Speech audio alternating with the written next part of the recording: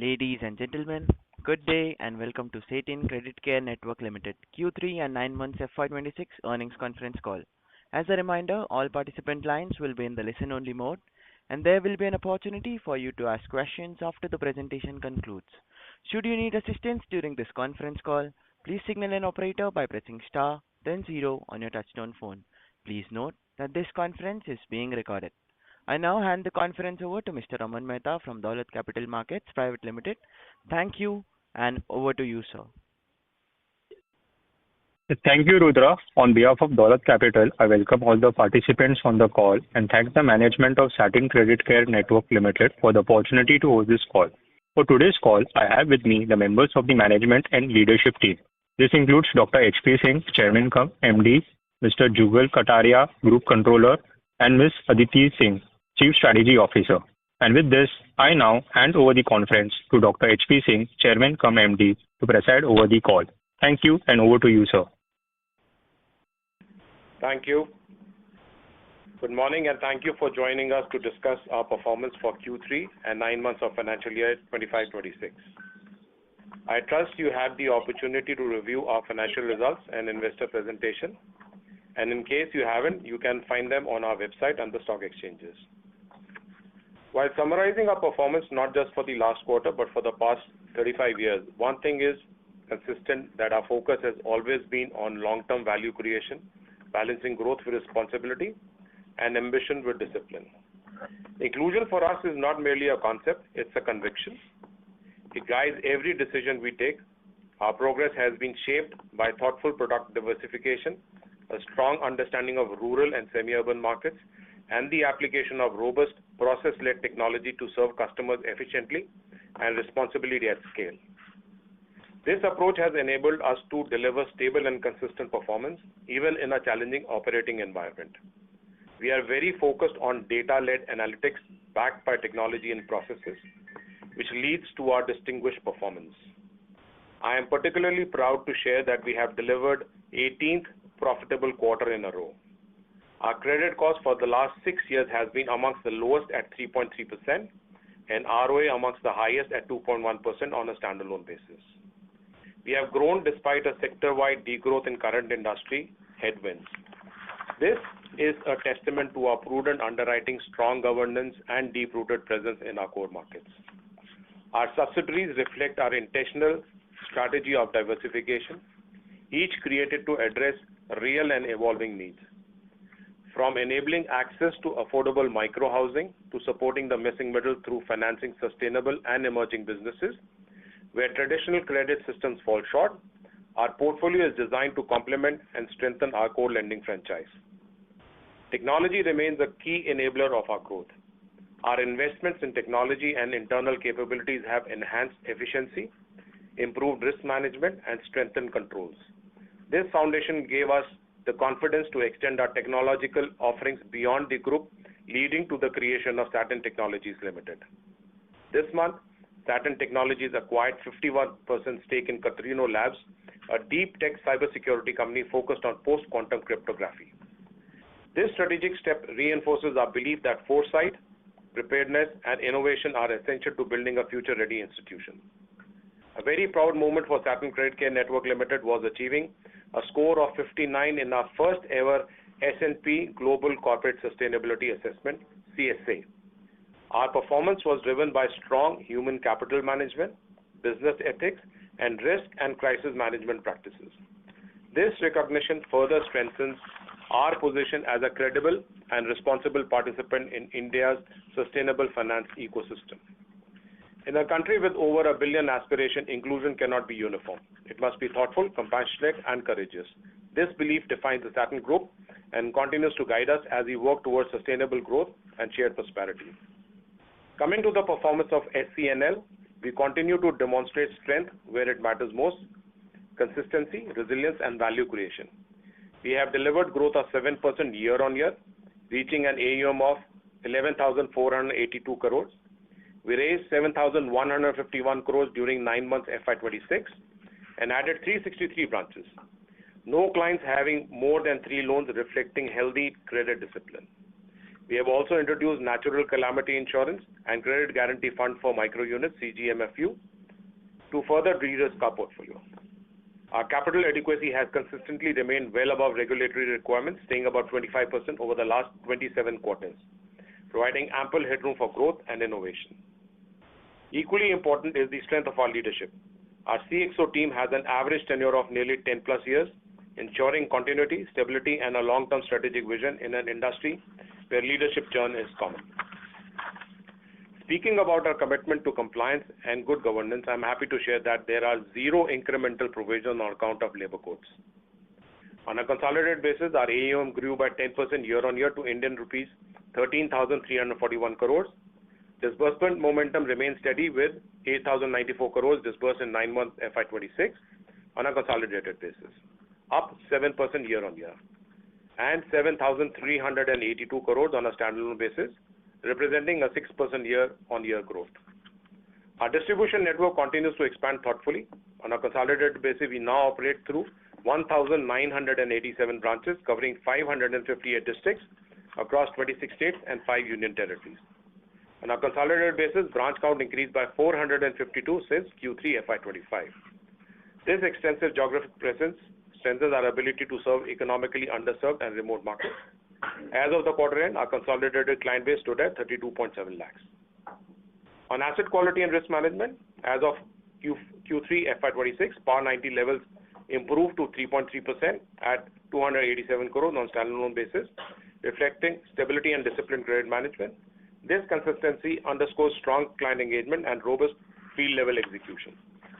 We held on-book provisions of 272 crores, representing 3.2% of the on-book portfolio, well above RBI requirements of 141 crores. This also includes a management overlay of 12 crores. For Q3 FY25-26, revenue stood at 753 crores, reflecting 10% YOY growth on a consolidated basis. Net interest margin was 14.25% on a consolidated basis and 14.71% standalone. Operating expense ratio stood at 7.35% consolidated and 7.23% standalone.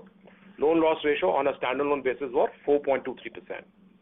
On a consolidated basis, ROA and ROE stood at 2.22% and 10.82% respectively. Standalone ROA and ROE stood at 2.33% and 9.57%. PAT for the quarter stood at 72 crores at consolidated level, up by 404% YOY. On liquidity and capital position, CRAR stood at 24.64%. Liquidity position remains strong with 2,283 crores of balance sheet liquidity and 2,206 crores of undrawn sanctions standalone. For FY25-26, we continue to target an improvement in credit cost as compared to FY24-25, which was 4.6%, supported by tighter underwriting, improved collection, and deeper customer engagement. On the industry outlook, we remain confident in the long-term potential of the rural financial services sector. With a large portion of India's population still outside formal credit systems, the need for responsible small-ticket financing remains strong. While the sector is navigating a transitionary phase, we believe the steps being taken today will result in a more resilient, sustainable, and profitable cycle ahead. The rural economy is resilient, and a good monsoon led to bumper harvest, thus elevating the income level. We also see a rise in aspiration spends in rural economy, and Digital India is creating a scope for more product innovation.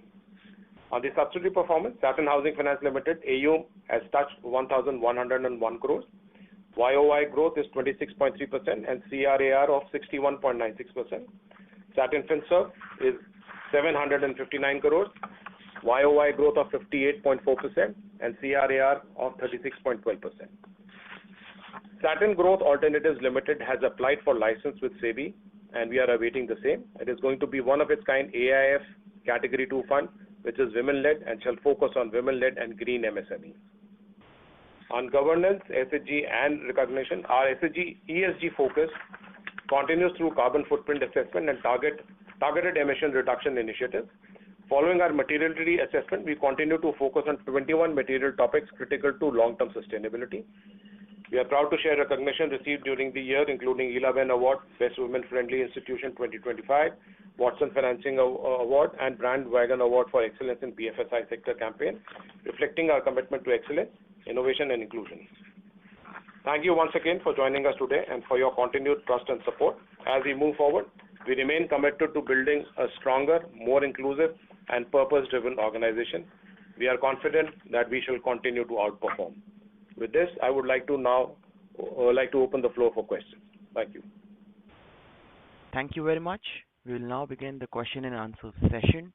Anyone who wishes to ask a question may press star and one on their touchtone telephone. If you wish to remove yourself from the question queue, you may press star and two. Participants are requested to use handsets while asking a question. Ladies and gentlemen, we'll wait for a moment while the question queue assembles. Our first question is from the line of Prabhu Sharma from Yash Investment LLP. Please go ahead. Hello. Hello. Hello. Yeah. Good morning, Mr. Singh and all the Satin team, and congratulations for a good set of numbers. Sorry to interrupt, sir, but you're not sounding clear. Okay. Hello. Hello. Yes, good morning. Yeah. Yeah. Good morning, Mr. Singh. It's a bit better. Good morning. Yeah. Congratulations on good set of numbers. I have a couple of questions. Sir, first, we have observed the Satin maintaining relatively high liquidity on the balance sheet. Could the management please elaborate on the rationale behind this strategy? While high liquidity always generates negative ROA, will you keep such high liquidity going ahead also? My first question. Let me answer the first question, and then I'll probably go to the second question. Yeah. I think this was kind of deliberate that we kept high liquidity because I think because of the headwinds in the industry, liquidity was kind of very challenging for a lot of players. So we thought that it is very prudent during these times to keep high liquidity. But this is not going to be the norm for the future. We'll definitely bring it down once the situation eases, and it is easing now. For the entire sector, it wasn't a problem for us, but I think we were a little conservative in keeping the excess liquidity. And then just to add, this is the quarter-end number. On an average, we keep about 1,600 crore of liquidity, which is broadly, 45 days of disbursement. But quarter-end numbers are slightly elevated because we get a lot of funding towards the quarter-end. Okay. My second question is, what factor has Satin to reduce cost of borrowing almost 200 basis points down on quarter-on-quarter basis? Our gross yield also reduced in same manner. Maybe no the reason? Is it a lower cost to borrowing passed to customer or anything else? And also, I have another one question after that. Yeah, so for us, I think because of the repo rate going down, I think we were able to manage, because of our again good portfolio quality and profitability, we were able to manage to get our cost of funds down from where we were. But having said that, I think for us, I think looking at the future, we feel that if there is any more repo rate going down, I think we will probably now, since we have a very stable NIM, we would probably like to pass on maybe any decrease in cost of fund to our ultimate borrower. That is what we feel that we can do because we've got a very healthy and a stable NIM which is there. So surprising to see. Yeah. Mr. Sharma, so one clarity, when you are saying it has reduced by 200 bits, you are actually looking at the yield curve or the DuPont analysis. One thing I would like to again bring to your notice is that we had actually given out the commentary last quarter that due to MTM gains and the corresponding forex expenses, both yield and the cost of borrowing were inflated last quarter. If you want the absolute number, the yield was increased by 83 crore due to MTM gains, and the cost of borrowing increased by 74 odd crore. So QOQ, if you see, you will find a big variation. So yes, the cost of borrowing has come down, but not by 200 bits. The NIM, I will just highlight the NIM to you. If you see the NIM from last quarter to now, it is more or less the same or stable. Yeah, now you can ask the third question, please. Okay. Understand. Any outlook for cost to income ratio for quarter 4, ROE growth guidance for quarter 4 and next year? And may I know the reason for negligible ROE for subsidiary like Satin Housing and Satin Finserv? And recently your board approved a right issue about right issue. So put some light on the right issue also. So, Mr. Sharma, I think, what we've been able to do, our focus is towards subsidies also, but these bases are very small, and I think, they would have lower ROAs right now in the initial phases because they are in an expansion mode. They are opening branches, and I think, for us, it is more to look at, if you look at the percentage of increase over there, it's about 40-50%, year on year. So I think, it's a low base, but we've crossed the first milestone in housing, that we've crossed about 1,000 crore, and I think we'll be probably crossing our first milestone for FinServ also, by crossing our 1,000 crores pretty soon. On our guidance, I think, we're very clear that, for us, we had stated that we will bring down our credit cost from 4.6%, which was for the last year, down from there. We already have achieved 9 months by 4.52. There's a slight dip over there. But if you look at the quarter, I think, for us, the credit cost is 4.23%. Now, having said that, our whole endeavor is to end the year probably at around 4, which will be 50 basis points down from, what was there last year. And we are very hopeful that we'll be able to achieve that. And that is what, our guidance probably remains for that there, And the right And what about right issue? What about right issue announced? rights issue? तो subsidiary में invest के लिए. So are you talking about investment in Satin FinServ? Yeah, that was the rights issue we put in capital. So we have put in 50 crore of capital in Satin FinServ because growing fast, since it is a wholly owned subsidiary, it is being done through the rights way. The same we have done in January in Satin Technology also, because that is also a wholly owned subsidiary. So we are investing money in the subsidiary through right issue basis. So it was not for Satin. Hope this clarifies. It is not for entire SCL, Satin Creditcare. No. This is for the FinServ, for the subsidiary, because we are the 100% shareholder for wholly owned subsidiary. It's a wholly owned subsidiary, that's why. And sir, last cost to income ratio, what will be the guidance for quarter 4 and entire next year? No guidance. I think, we are looking at ROA to be very specific, and I think, that will cover probably our cost to income ratios also. So, hopefully we want to increase our ROA. It has started increasing. I think, you'll see maybe results in that, and then, correspondingly in the cost to income ratios also. Okay, thanks. Best of luck on the entire team. Thank you so much. Thank you, Jim. Thank you. Participants who wish to ask a question may press star and 1 on their touchtone telephone. Our next question is from the line of Rohitash Arora, an individual investor. Please go ahead. Hello? Yes, I can hear you. Please go ahead. Yes, sir. Sir, what percentage of our AUM is currently under CGFMU scheme? This is my first question. Right now it's not there. We just got our approval for the CGFMU scheme. We are also now waiting for the credit guarantee scheme, which probably would be there. So we are just waiting for that. Once we have clarity on what is there, I think, then we'll start, working on that in our AUM. Right now, it's NatCat insurance, which is there for all our borrowers, And sir, is our current situation comfortable? Means we can accelerate for high disbursements. We said that we will grow by 10 to 15%. I think, we remain steadfast on that. We've already grown 10% YOY in the last quarter, if you look at it. I think, we are on course to do that. But we have increased our branch at a very high pace. So that can result in... No, that's how growth happens, Yes. But existing branches can also disburse loan as the industry was on slowdown last year.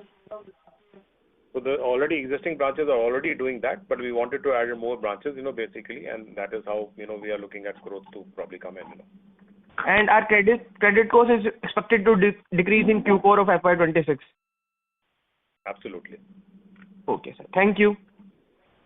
Thank you. Thank you. Participants are requested to press star and 1 to ask a question.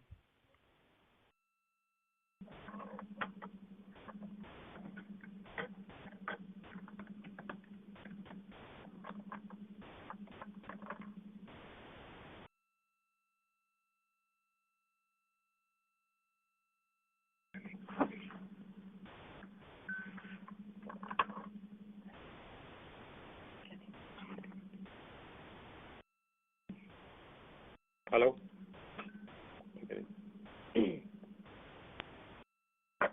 Our next question is from the line of Ankur Kumar. Please go ahead. Hello, sir. Thank you for taking my question. Sir, in terms of as things seems to be improving in the MFI industry, what is your thoughts on the same? And given things seem to be improving, what is the guidance on AUM for next year and on the credit cost for next year, sir? So, I think, we've still not issued our guidance for the next year, but I have said, overall we are looking at 10 to 15% growth in terms of our AUM. In terms of credit costs, we said that we'll bring it down this year. We've already started bringing it down. Going forward, there's absolutely no guidance, but one thing which we can probably tell you, the credit costs will start going down further ahead from where we are, And that is what it is. And if you look at the industry, I think the industry is also now coming back on its feet. I think, the headwinds are practically over. You can see green shoots now coming in. I think overall it bodes well for the industry as well as for us.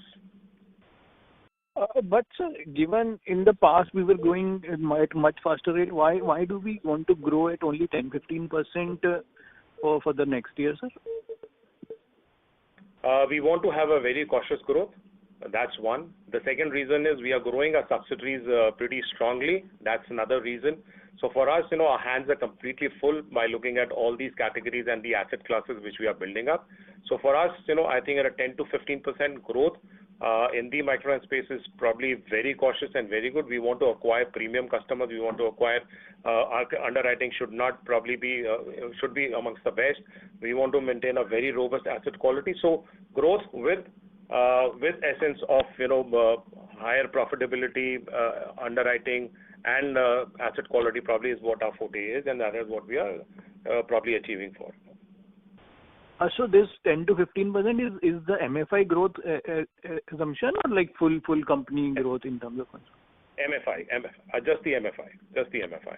I told you the base for the subsidies are small. They've grown by about 40-50%. They will continue to grow by that same percentage numbers over there. Got it, sir. And sir, on ROA or ROE, any estimate for next year? Would you like to give? General, this thing will be better than what we are right now. Got it, sir. Thank you and all the best. Thank you so much. Thank you. Our next question is from the line of Amit Mamodia from Kanpati. Please go ahead. Yeah, thank you for taking up my question. Thank you. My question was earlier asked, but if you can provide me the timeline when we will be able to put claims under this CGFMU. I think we are still waiting for the guarantee scheme to come in from the government. I think it is anytime soon. The moment it comes in, we look at the broad parameters and the terms to how do we really look at it. But I think what we've done in our first instance, we've actually taken this climate insurance, which is natural calamity insurance, that probably gives us maybe a little bit of cover in terms of natural calamities, which we normally suffer from monsoons and floods and everything. So that we've taken our first cover, but I think we're just waiting for the scheme to come in. The moment it comes in, I think it will probably be added on to how we look at the AUM. First quarter, can we expect in this upcoming new year? Hopefully. Depends on when it comes, when the government announces it. I think, it'll just take us a very short time to probably understand that and then put and enforce it, Yeah. Thank you. Once again, congratulations for good set of numbers. Thank you, sir. Thank you so much. Thank you. Our next question is from the line of Ritika Behera from Bandhan AMC. Please go ahead. Yeah, so thank you for the opportunity and very good set of results. Broadly, just two questions. One is that while you have already infused capital, can you just maybe clarify, would any other subsidiary would need further, or are we good on the other subsidiaries front, or considering that we're growing? We go according to how they are growing. I think that is probably one of the benchmarks we do it, and they're still right now very highly capitalized. whenever we require, I think, we still have sufficient buffer in terms of capital, internal accruals in the parent company that we are able to infuse it. Right now, it remains range bound within that scope, But if we feel that there is a requirement in terms of the way we did an acquisition, it was a small acquisition we did, but with a lot of white space valuation in terms of, looking at the future. I think, for us, we will only take it when we feel that, we do not have, or we are probably, we require to raise, more capital at that point of time. Right now, I think we are fully geared up to, do whatever we have to do in terms of our capital buffers, Sure. So secondly, on the liability side, what is our dependence today on maybe overseas? Overseas has now increased to about 15% in the overall matrix of so 70% is banks and about 15% is overseas, and I think about 7% odd, if I remember correctly, is about DFIs, which is there. So if we club both of them together, it's about 22%, which is foreign money. And we, to be very honest with you, we're getting a very big traction in terms of foreign money, which is coming, in fact, we just attended a conference, and there's been a lot of valuable insights coming in for at least our company, over there, and we'll be going forward with that. So we have lesser dependency now on domestic, funds as was earlier. No, so that's great to know. Just also, maybe, sir, if you could also help understand that today on a, obviously on all this 22 would be fully hedged, Yes, everything is fully hedged. And sir, on a fully hedged basis, sure. So sir, on a fully hedged basis, what is the cost differential today between the domestic and the foreign? We look at the overall IRR. It comes basically around the same where, we are raising domestic funds. In fact, I think maybe a couple of, we got slightly lower than what domestic, all put together, the hedging, the cost, as well as, everything put together. It comes on that, But this could be a little more, I think, sticky in terms of they are largely long-term in nature, or as in the average maturity here would be? They're long-term, which is good. Average maturity is normally about 3.5 years. But we are getting some funds which are 4 years and 5 years, Sure. And so this last question, while very initial days, but I think so one or two of the NBFCs, MFIs have been highlighting not a very big concern, but a very preliminary concern around the SIR issue. So especially in adjacent areas of West Bengal, have we faced any in terms of maybe any concerns there? So that's the last question. There is, I would like to put it on record, there is no concern as of now. And if you look at our state, collection efficiencies, which we've highlighted in the investor presentation, we have performed very well in every possible top states of ours, But there's absolutely no concern, right now in West Bengal also. Great, sir. So good to know that. Thank you and best of luck. Yeah. Thank you. Thank you, Ritika. Thank you so much. Thank you. Our next question is from the line of Chinmay Nema from Prescient Capital. Please go ahead. Good morning, sir. Thank you for the opportunity. I just had a bookkeeping question. Could you please share the write-off numbers for 9 months FY2026? 73 crores. Write-off numbers are about 273 crores. Got it. And could you also please share the same for third quarter? Sorry? For the third quarter? Third quarter, 160. Third, 116. 160. 160. Sorry, 160. Got it. Thank you. Thank you. Thank you. Our next question comes from the line of Vaibhav Joshi, an individual investor. Please go ahead. Hello, am I audible? Yes, you are. Please. Yeah, so my first question is, are some of the geographies are performing very well, like Assam, while others are kind of not performing that much? Any specific reasons for West Bengal and Bihar not performing well? They are performing well. If you look at the collection efficiency numbers, they are pretty good, But Assam, yes, is the outlier. We have 100% over there. But if you look at Bihar, it's about 95.4%. Uttar Pradesh, 99%. If you look at West Bengal, which is about 94%. Punjab is there. So I think, it is not something, which probably will be static or maybe the same across in all the geographies. There will be variations, but if you look at the overall collection efficiency, I think, that probably sounds good, which is at about 98%, So over there, that's one of the things, which you should look at. And the second, which is more important for is to look at the X bucket collection efficiency. That's 99.8%. So I think, statewide there could be variation and everything, but they're fine, and sometimes we really have to battle also legacy issues, from the sector, from other this thing across. So therefore, a particular state to probably not perform that very well. But I think, overall, 98% and 99.8% is probably the figures to probably look forward to. And my second question is in terms of expansion, which are the geographies we are targeting to expand more? I mean, are there any focus geographies? Yeah. So we are taking a conscious call now to when we opened up these 400 branches of ours, we took a conscious call of diving deep into the existing geographies. But we are also adding up Kerala, which was one state which was missing in our whole portfolio. I think we just hired a couple of people, for Kerala. I think they'll be up and running maybe in the next couple of months. It'll be up and running. But it's the same. We want to expand into various geographies where we don't have a presence, plus also deep diving into the existing geographies as such. And my last question is, would you like to give any credit cost guidance for FY27?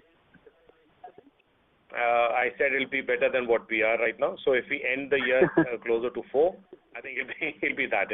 I can't issue a guidance right now, basically, but definitely more closer to when we end the year, and when you're able to see that what we said we performed that well, and we are there. I think that'll be the right time for us to issue a guidance. Since PAR 1 has fallen quite drastically, don't you think 4% is a conservative guidance for this year? See, it goes quarter by quarter. We had first 6 months, which was kind of difficult, challenging for the entire industry, but we were better off than the entire industry over there. So I think, it's a follow-on which happens, across over there. You'll see over there. It goes quarter by quarter. Yeah. Okay. Thank you. All the best for the next quarter. Thank you. Thank you. Thank you. Ladies and gentlemen, as there are no further questions, I would now like to hand the conference over to the management for closing comments. Thank you, everyone. This is Aditi Singh. So we have tried to take as many questions as we could, and we hope we were able to satisfy all your queries. Also, we have tried to give very elaborate details in our investor presentation. So that will give you a lot of insights, even if you could not discuss something over this call. Still, if you want to discuss or clarify anything further, I encourage you to get in touch with Valorum Advisors, who are our IR advisory agency.